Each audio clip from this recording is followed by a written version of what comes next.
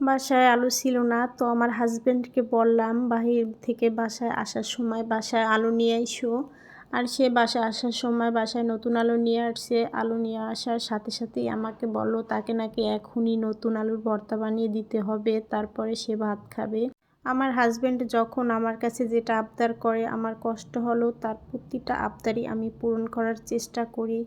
তো আলু ভর্তা বানাতে গিয়ে তো আমি অনেকই কান্নাকাটি করে ফেললাম। আর কান্না করার কারণ হলো, আর এখন তো বাজারে কাঁচা পেঁয়াজ, আর কাঁচা পেঁয়াজ কাটতে গেলেই কিন্তু অনেক কান্নাকাটি করতে হয়। যাই হোক, আমি কান্নাকাটি রেখে এখন আলু ভর্তা বানাই, কারণ ওইদিকে আমার হাজব্যান্ড খাবারের অপেক্ষায় আছে। তো আলু ভর্তার জন্য পেঁয়াজ মরিচ আর আলু ভালোভাবে চটকিয়ে নিব। আর আলুটাকে ভালোভাবে চটকিয়ে নিলেই কিন্তু আলু ভর্তা খেতে ভালো হয়।